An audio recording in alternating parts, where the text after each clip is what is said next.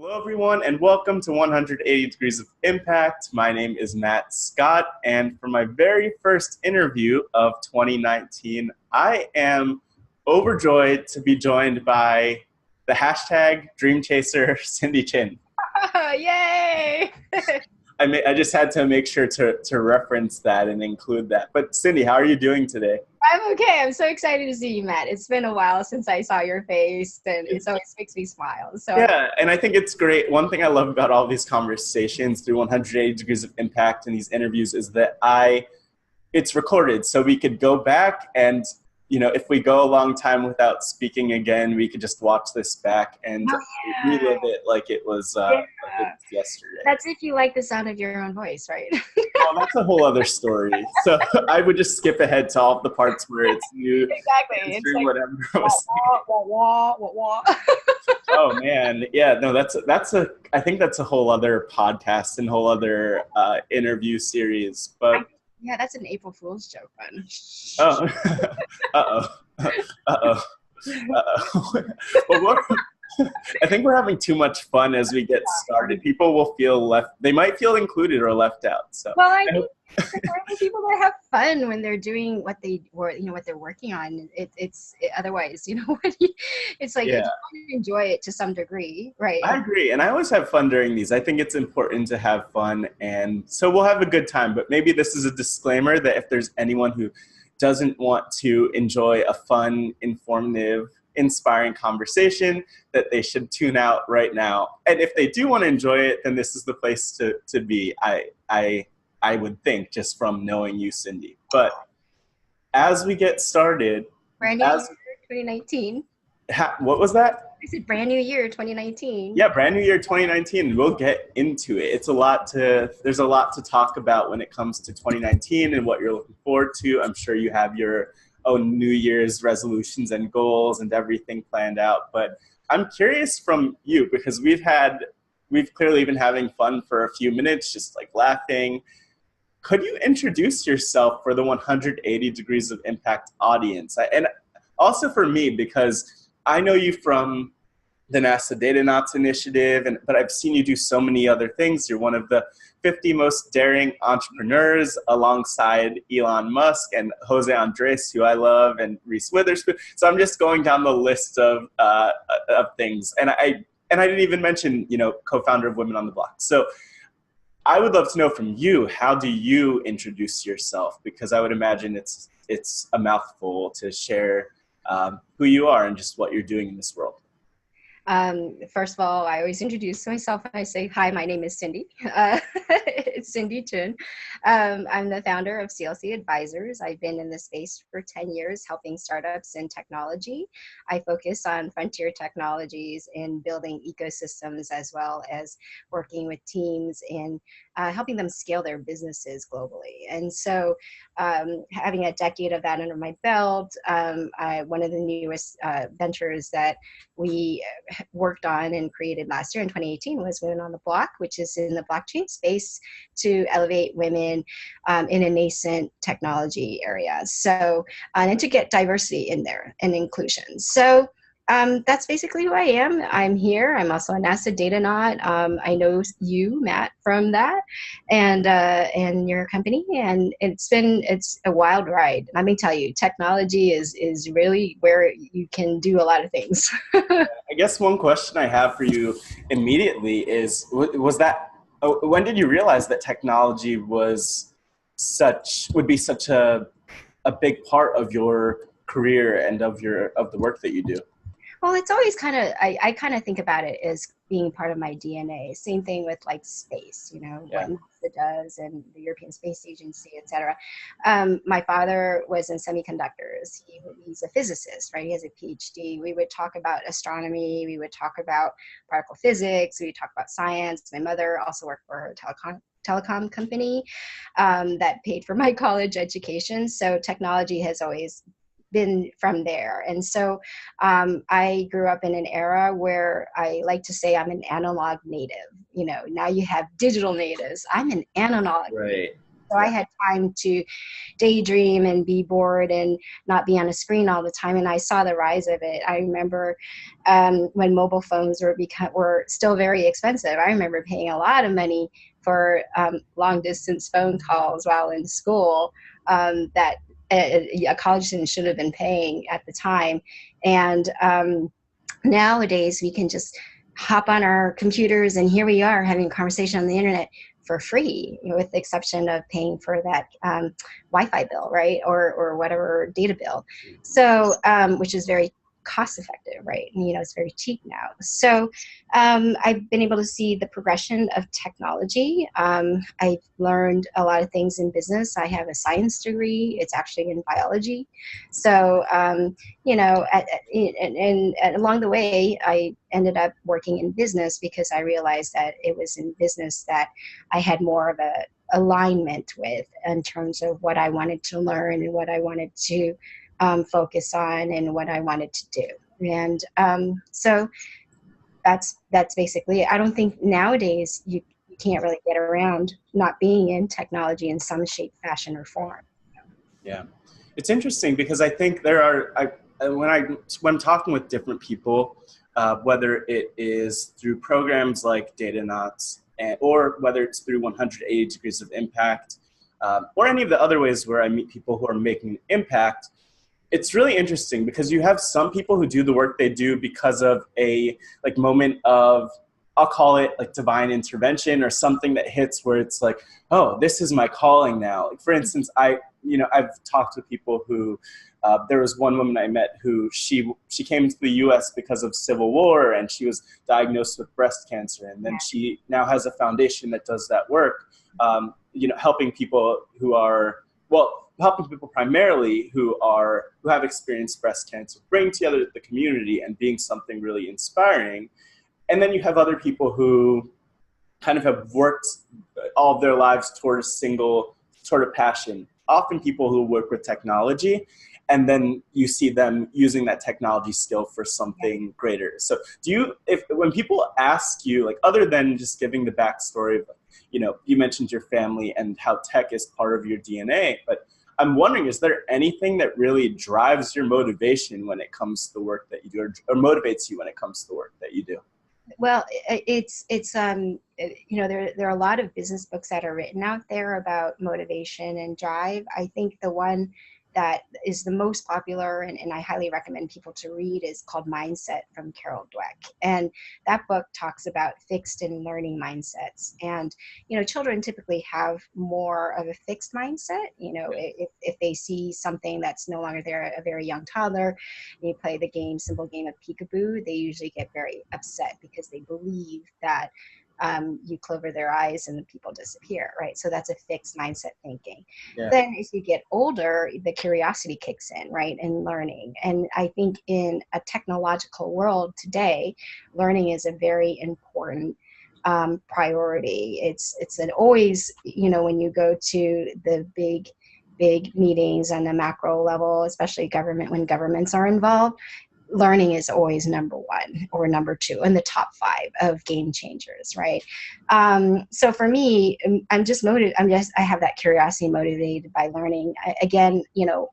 I've talked about in different occasions, why that learning mindset came for me, but I think it came from a variety of different factors. And, having parents who have a background in science really encourages you to learn. It encourages you to find proof. It encourages you to see what the facts are, to find, experiment, etc. And so, I think like that. And that's how I approach business too. I don't think of it as a zero-sum game. I think of it as, if something is disproven, find another way to prove it, right? And find another way to continue. And so, the learning itself is a very key important thing. If there's and we live in a time where there's a YouTube for almost everything, or there's an Instagram video or story, etc. There's so much knowledge out there that you can crowdsource from some brilliant minds, Seth Godin, Oprah Winfrey, you name it, you pick it, Reese Witherspoon, hi Reese, like anybody that you want to learn anything from, even Matt Scott in 180 degrees of impact, right? You want to learn about impact, to go to the internet, you can find this stuff. And so you just have to have the curiosity and the fingers to be able to type it up, and connectivity, of course, which is another story for another time. Yeah. But yeah, so really learning. I think another piece of that, something that I've seen in you really often and time again, I think people see this in you, which is your initiative. You have this, I would say, unmatched initiative where it's like, here's what I'm going for, here's what I want in life. And I feel like you just have all these different things that you, I don't know if accomplish is the word, the things that you pursue and accomplish along the way, while most people are probably sleeping or, still planning on what the next thing is. And so I'm really curious, like what is your philosophy when it comes to, and you spoke a little bit about learning, but just about your approach to the work that you're doing, whether that's within tech or just business and leadership overall. Sure. I think the tool that really helps me the most is a mind map, right? So you can use mind mapping in visualization, right? And so a mind map can be, words or stuff, but lines drawn and using the connections, right? And so we were talking about thinking. My thinking is I pretty much kind of fail at linear thinking. I'm not a very I'm not the perfect linear thinker. I'm a very concentric thinker, right? I have a scientific mind. I look at things holistically and around in circles. And it's really evident in the things that I do, and also in my LinkedIn profile. A lot of people tell me about that. It's quite unique. And so in that regard, mind mapping really helps, because then you can see where the connections and the dots are. And so I don't want to give a plug on a particular, paper product that has a little sticky on the back that I love, comes in a variety of different colors, and you can write on them and stick them on walls or windows or whatever. But those are probably some of my favorite things. I probably have like 10 years supply of them, but I use them, rigorously when I'm thinking of new areas to cover and where to go and who can help you and what works, what doesn't work. So it's, it's probably an integral tool in design thinking as well, right? When you're visualizing something new and building something. But I use it for my personal life, and then I go and share it with my friends, or sometimes my family. But I share it with my friends, or and see, if I am target or not. Yeah. I guess just as a follow-up, do you have any specific stories of something that you've put into that mind map that has manifested into something else? I don't know if, I'm guessing that women on the block somehow ended up on your mind map. I'm guessing there are a lot of things with CLC advisors and otherwise that have ended up on there. So is there one thing, or are there a couple of things that stand out that started as a concept, and then how did you turn it from concept to execution? Well, let's talk about NASA, right? Yeah. NASA's a great way to talk about it. And, I love what they're doing. I hope they get their funding soon. We want our friends to be working, and science and space we need our space. So with NASA, it's a very broad topic, right? Space is very broad. And I have said this a lot. I've even said it, I think, on the interviews, is that as a kid, as a girl, I used to sketch the schematics of the space shuttle. And so for me, when they were shutting down the 35-year-old space shuttle program, I got to see one fly by right in front of my window here, at home. And when I saw that, the little girl in me totally screamed. Talk about full circle moments. It was the little kid in me was screaming that there's actually, I for the first time in my life, and I'm still an adult, and at that time, and still now I'm a mother, right? So to see a space shuttle alive with your own eyes was remarkable to me. And so, it started with, I loved it, right? and I was very excited about it. And social media is a wonderful tool, right? You and I use it a lot, and we communicate through it as well. And NASA was doing their NASA socials, and we're inviting people to go. And I applied to one, and I got to go to see the shuttle land in the Mojave Desert in California. That was Endeavour over there, and be a part of that community. And so, it was I will never forget that experience, right? And then the second one occurred when they were transferring Atlantis from the Kennedy Space Center over to the visitor center over there. And that happened 2 days after Hurricane Sandy. That will never, I'll never forget the story of how did I get from New York City, which was, half the city didn't have power, to get down to Kennedy Space Center in time for that transition. So,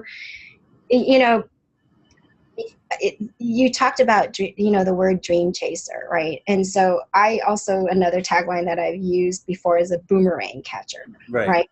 I'm a boomerang catcher. And what does that mean? It means I throw out boomerangs, and boomerangs are known to come back, right? Sometimes they come back very quickly. If you have a good arm, I'm sure it'll come back really quickly. If you have a really good arm, it goes far and wide, right? And then it's at one point comes back. So these ideas or these thoughts, I don't know if they'll ever go, sometimes I don't know if they'll go anywhere, but I throw them out there and see, and test, right? Experiment and see if it has valid points. And if it does have valid points, it comes back. And then you figure out what the next step is. So sometimes it really is a step-by-step process, 1 step forward, 2 steps back. It's not that long line like this, it's this, right? And so NASA has been like this. And now, fast forward to today, what am I doing with what I've learned? Well, NASA has robotics, it has artificial intelligence, it has, space exploration, it has, advancement of human spaceflight, all these wonderful things that will require all these technologies, from artificial intelligence, Internet of Things, data, massive amounts of big data, and also decentralized networks and blockchain, right? Because there are no centralized networks in space. There doesn't exist in Mars yet, and we have to build it. So, this is where the big picture of where all these technologies kind of reside in my life. And I look for teams, I look for people who are excellent at what they do and perform highly, and see if we can build something together. So that's pretty much it in a nutshell. Yeah. So I had so many different thoughts in that. It sounds like you're throwing out, would you say that you're throwing out a lot of boomerangs in this, constantly? Because it sounds like it's the same thing as planting seeds, right? The concept of humans planting seeds has been around for millennia. How long has the human beings been around? And so, or, Homo sapiens, that's another story. You're talking to another expert about that. Right. Sociologists. But yeah, it's the same thing as planting seeds. You cannot build great companies overnight. Lemons don't ripen overnight. They take time, right? So to make lemonade. So for me, it's the same thing. It's like it takes time. I've been in the space for 10 years. That's a long time for some people who haven't been I've been working for double that amount, right? More than double that amount. So it takes time. Yeah. But I think also it seems like you're in that place, and I'm glad that you pointed out that it takes time, because that's something I wanted to kind of get to and talk about more. But it sounds like you're in that place, or at least to me, it seems like you're in a place where, from my perspective, as someone who's really, really early in their career, 5 years into my career, I'm looking at you and I'm like, oh my God, Cindy is unstoppable. She's throwing those boomerangs. No wonder why she's one of the 50 most daring entrepreneurs. I am going to keep saying that again and again and again, because I think it's so cool. But I think I'm really curious for you, looking back on your journey, like you were saying, being in this specific space for the last decade, and then even more working for the past 20 years. If you go back what were some of those challenges you had when you started out? Because I'm sure there are people who are wondering, like, how do I work my way to that point where I'm able to successfully throw those boomerangs and dare to dream and succeed in the way that they might see you succeed? A couple of different things. I think I remember sitting in one meeting when I wanted to start my company based on the idea of social impact and what that looked like before social impact bonds were created and whatnot. And it was in a space in the financial world in which I don't come from. I come from science. I come from a little bit of research. I also come from management consulting, right? But nothing says investment banking or hedge funds or anything like that. And the idea I had was what monetary vehicles look like to help areas for social impact in cities, right? In smart cities in general. And I knew that one of the key indicators of the health of a city is whether or not they can provide funds for art and culture, music, right? Performing arts, etc. So, as you know, they have a budget, right? And things are being covered like transportation, infrastructure, etc. And so at the time when I was kind of noodling around with the idea, I remember being in a room across town with a room full of women, and I was explaining my idea, and there were people, and some of them were nodding their head, and I was just like, and I came right out and said it, and I was like, am I crazy? They all nodded their head, and I was like, oh, it's like, be careful what you ask, right? And then the second question, I was like, should I do it? And everybody in the room nodded their head, everybody in that room. And at that moment I knew, right? At that moment I knew. I was like, wow, these are complete, some of them are complete strangers that have never met me before. Some are very impressive women, and they were very encouraging. And so I was like, okay, it's worth exploring. I've got a consensus of random population of people of a variety of different ages that think that it's worthy to think about, right? And so that was one moment. I think the second moment, and I encourage people to do that, and it's not just relegated to me, but encourage others to, talk to people you don't know and maybe contrarian opinions, and doing that. The second really one was the fact that when I went to talk to this idea about someone who was very successful, right, in private equity, and feedback I got was, and I'll be pretty frank, it's been almost 10 years since the comment came, but he pretty much said what you're looking for is a sugar daddy, which was very disparaging. It is very misogynistic, chauvinistic, all these other things. Yeah. And the answer was not that. The answer was, I was looking for advice from you because you graduated from a very top tier business school. You're excellent at what you do. And you really don't have anything to lose to answer some questions and be nice about it and be kind, right? And be humble a little bit, because you're so successful. I'm just starting out. What's the, net for you? It's more gain than loss, right? With the exception of a little bit of time. And so that was another obstacle, right? In dealing with feedback. And that's going to happen to everybody at some point in their life. They're going to come up with criticism that may make you angry or make you doubt or make you sad, all these emotions and whatnot. And the third thing that really was moments for me, and what I say is finding sanctuary, is self-care, right? And for me, that was doing yoga and meditation, right?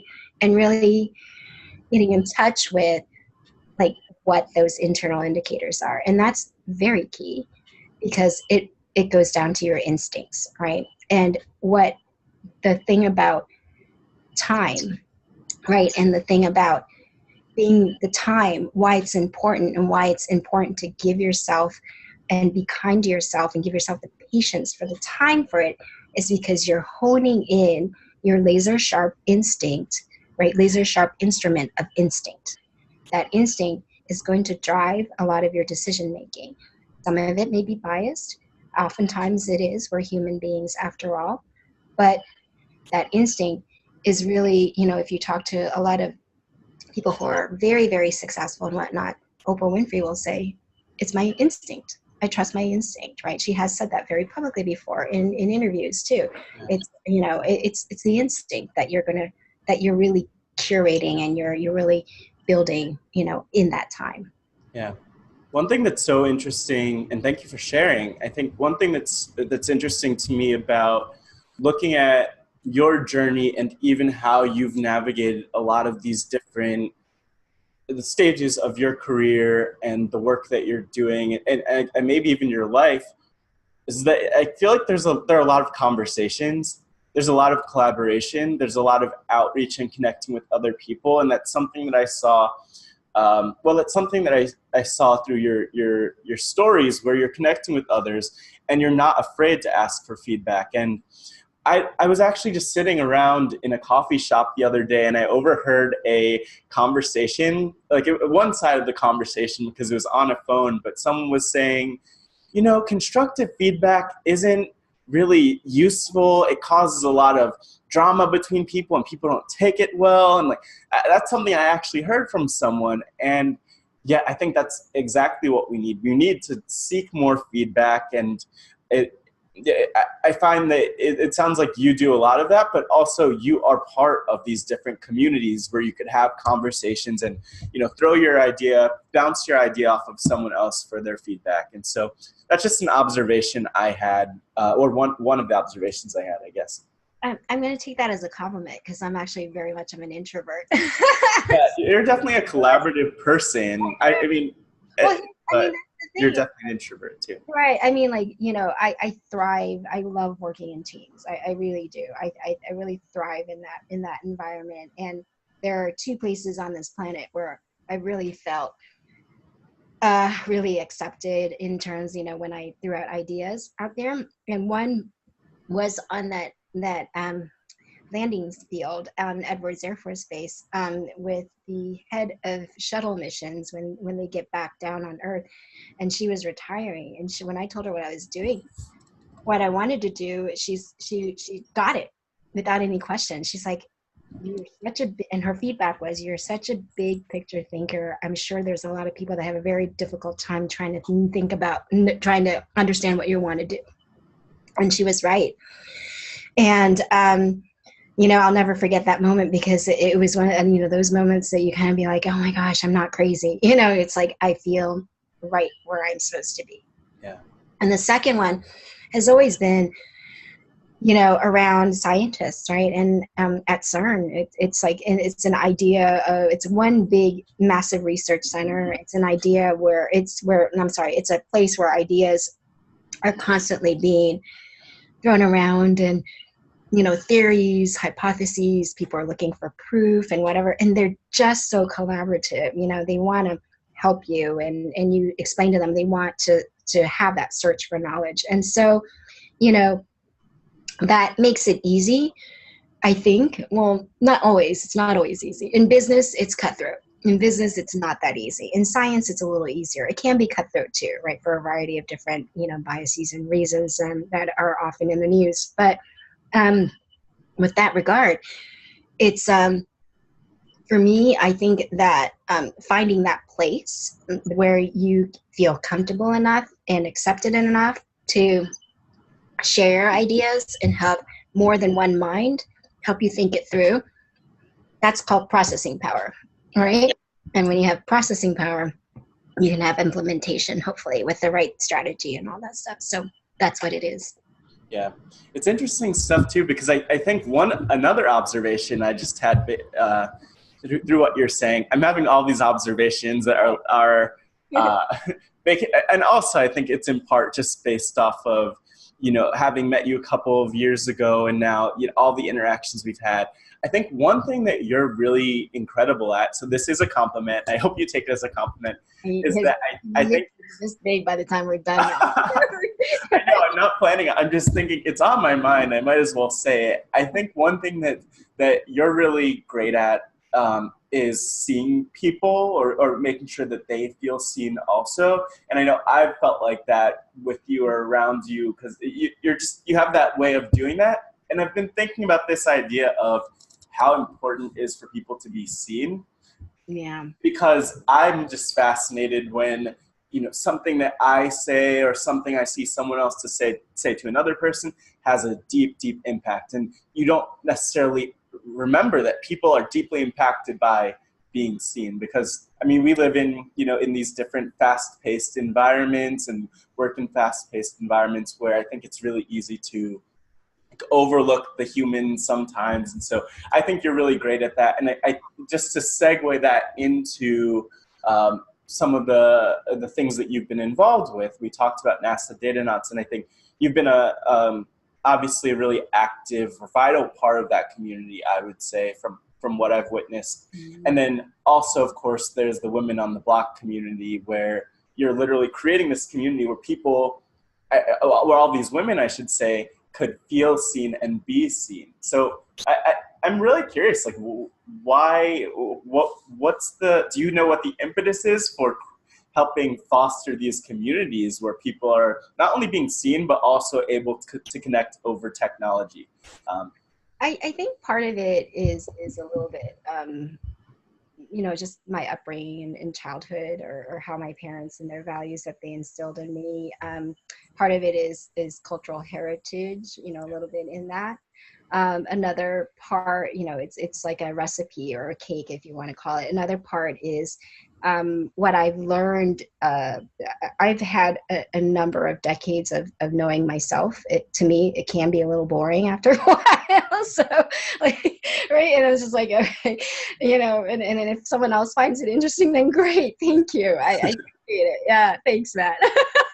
So, but the thing that I want to say too, and it is just like, when you look at yourself in the mirror in the morning, when you just woken up, you don't look your best sometimes, right? You know it at the end of the day, that's your best friend, number one. That's your best friend that you've known since very, very young, right? Because you remember kids, they look at themselves in the mirrors and whatnot. You've got to treat that person really nicely in the mirror, right? And take care of them. Okay. So that's about me. And then, in terms of elevating other folks, and it's a great, I think it's such a graceful lesson that I learned. And I'll give him a name. He's not going to like this, but I'll say Jason Townsend, who works in NASA Social, right?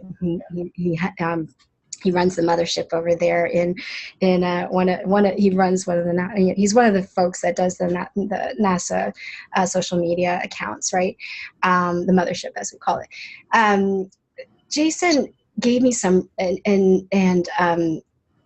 gave me some great advice when I was spending some time with them, because these are guys who are the top of their game, right? And what they do and how they communicate and how they share stories and stuff like that. They said, when I talk to them and whatever, they're like, don't worry, don't stress, don't be concerned, just share your viewpoint. That's it. And they've been able to collectively build a narrative or build stories and to bring people along on this journey.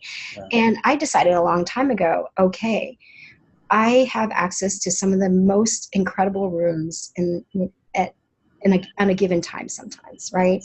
And not a lot of people have that access.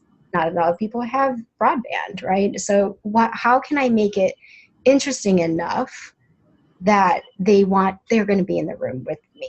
And so I just, in the communications and whatnot, I share what I see, simple, right? So that they have eyes in the room too. What if I was a fly on the wall in a room, and they're wanting to see a rocket launch, or they want to see a satellite being built, or they want to see Norway commit $1 billion of sovereign funds to ocean conservation, or what do they want to do if I didn't do this, but it's like if they want to be part of blockchain and they want to meet other female leaders in this space so that they can see that there's someone who looks like them who's doing this, that they can connect to, right? So I made that commitment years ago to do that, and I continue it because I think it's a very important part of the work that you do, especially in frontier and nascent technologies. If you really want people to understand what you're trying to build, it's not just about code or development. You can be the Leonardo da Vinci of code or the Michelangelo of code, but if nobody uses it, it's lost art. Right. Simple. Yeah, I appreciate that. And I appreciate you giving people that window. I'm sure they appreciate having that window, but that's an interesting way to think about it. And I mean, even what you're saying about, well, there's a lot. I think everything that you've kind of laid out points to this, maybe this reality that, you know, within the tech field, there are some people who are really tech savvy, like the Michelangelo of code, whoever that might be, according to you know, whoever you might ask, for instance, and they have those skills, and there are people who are great storytellers. But one thing that's powerful, I think, especially about your position in the space, I'll say, is that. And there are other people in this position, but it's a rare position to be in, that you're able to communicate and also talk through both languages, the technical language, but also the storyteller business lens, which I think is so important for helping the community to thrive. And then you're able to curate these communities that give spaces to people that wouldn't normally be engaged for whatever reason. Often, again, I mentioned like women in this tech space, and I relate to that as well. Not only seeing it up more up close through some of the programs I've been involved with and the people I've met, but through having a sister who's been involved in the tech field and also has experienced all of that. Mess of, as you were talking about before, misogyny and sexism and all the things that come up, and even racism, as a Black woman. And so I just think I'm really thankful for what you bring to the space. I know I'm waiting for your book, your book to come out with all of the details summed up, but I shelved it. I shelved that idea for a few moments. I realized I needed a little bit more research and time to write it, but it's really what it comes down to is like, I figured out that if you want to write a book, sometimes it's easier to just start with smaller articles and then the chapters kind of occur, right? As you know. Yeah. Sometimes it's easier to get all of the content together. Like, I think one thing I love about 108 Degrees of Impact is that, sure, like we're having this conversation, I'm putting it out there, but really, as much of a storyteller as I am, it's like my goal is this conversation. That's where I feel accomplished. And then, yes, I want people to care about watching them, and especially when it's on the podcast, the Let's Care, the 108 Degrees of Impact podcast on iTunes and Stitcher. I want people to listen, but also my bigger thought is, okay, you're bringing together all of the insights from the Cindys of the world, and then it's more of sharing and getting the word out. But I want to ask, because I feel like we could probably be here forever talking. I'm wondering, like, looking at your life and your story at this point, maybe you're looking ahead to the next year and considering your resolutions and goals for the year, or maybe you're looking more long term. If your life were a book or a documentary, what would the title of that be and why? Oh, my life.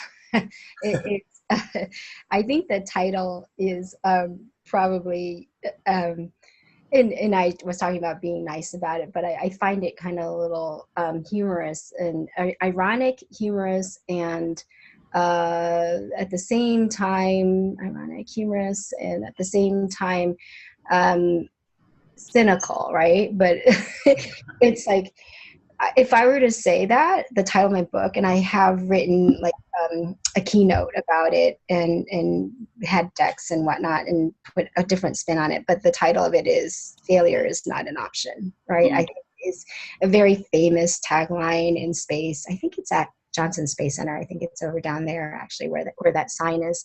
But I talk about, and I've always been wanting to talk about this, I think, and I started with a keynote last July in Germany, actually, was that if I were to sum things up in the beginning, I was like, I think failure would happen in almost day one, right? If you're a musician, and I studied music when I was younger for a long time, the same amount of time as been building this company, is, when you read a piece of music, if you don't know it, you're not going you're not going to launch a rocket from it. It's not going to be there. It takes practice and time and patience, right? And a lot of time. And so get over the failure there. You try and play it, you're guaranteed, even if you have the skills and you've been practicing, you have your 10,000 hours or whatever, and you're practicing, you're doing it, you try that piece and already you're failing it, right? It requires practice. So simply, the title of my book would be Failure is Not an Option. And it continues and continues and continues. So Cindy, I only have one issue with that, which is just that I feel... No, the title's great. I think Failure is Not an Option is a great title. I would just push you to make it into a documentary, or maybe like a Netflix original series, or maybe it's on Hulu. I'm not I'm platform agnostic, but I just think that, a documentary would be really interesting to see all of the travels and trials and tribulations and the launches and everything in between, because I feel like it's an action-packed journey. So I would just implore you to give us more of a window into it. But I mean, it could be a book and a documentary or series. Only if you produce it. I'm saying you deserve a series. Well, only if you produce it, Matt. So if you produce it, then we'll figure something out. I'm signed on the dotted line right now. Like I don't have a fax machine, but fax over the paperwork and we'll be good to go. How old are you? 26. I don't think I've never owned a fax machine personally. Is it? There's a generation of kids who don't know what a fax machine is, and it's not your generation. No. Oh, I don't know. Well, yeah, it's strange. I don't know. Funny enough, I actually received a fax last week. Wow. Okay. Well, if I... I was just thinking, I don't even know how I would send you one. And we could do things so instantaneously nowadays. But if you said to me, Matt, just fax over the paperwork, blah, blah, blah, I would be running around DC like a chicken with my head cut off, like running, just trying to figure out how to do that. Yeah. So I admire your technical savvy, being able to receive faxes. And I admire a lot about you, Cindy, of course. I'm sure you already knew that, but just wanted to cement it now. But if anyone wants to, I mean, I'll say I'll give you just the chance to say any final words, but also I want to know, where could people, if they're watching or listening, learn more about you and all that you're up to? Sure. You can find more about me. Probably social media is always the best. My social media handle on Twitter and Instagram is Cindy L. Chin. Like the chin on her face, you can't go anywhere without it. It's funny, right? It makes people laugh. I get this reaction all the time. And so that's what my last comments, people are going to know that, right? Their chins on. But at least you'll remember it, right? Cindy L. Chin on Twitter or Instagram, or you can follow, I have a Medium blog, and my company CLC Advisors as well. If you want to learn more about the women in the blockchain space, you can go to womenontheblock.io, which highlights the events and speakers, and you can find more information about the prior speakers too, who are doing awesome work in the space, and kudos to them. I mean, they're out there building it. They're out there trying to sell it. They're out there trying to get people to use it. A lot of things. So kudos on them in making the march forward and changing policy, et cetera. So, or you can also find me sometimes at NASA Datanauts events. So, I don't know if we publicly list them right now, but from time to time, I'll, wherever I go and traveling somewhere, we'll do like a community event or something like that. So, yeah. You're such a good ambassador for all of the work you do in the program and Datanauts overall. I know that there are so many people who see that and have, not only witnessed it, but just celebrate that too. And so thank you again for all of that. And if anyone, I always like to mention at the end of this, if anyone wants to learn more about 180 Degrees of Impact, including the links to social media and other interviews and I'm just thinking of all the different things. The podcast, www.lets.care has links to all of that. But thanks again, Cindy. Any final words of wisdom or advice for anyone who's watching or listening? Happy New Year. And we have 300, are we day 3, day 4, right? So Something. Yeah. 361 days to throw boomerangs, plant seeds, whatever you want to do. So make them count. That's right. Well, thank you so much, Cindy. And my only advice for everyone, including you, as we wrap up, is something I say at the end of all of my interviews, and that is keep impacting. Yeah. Help Right? someone you've never met before. Yeah, keep impacting, keep failing, knowing failure is not an option. And thanks again, Cindy. Thanks, Matt. Yeah.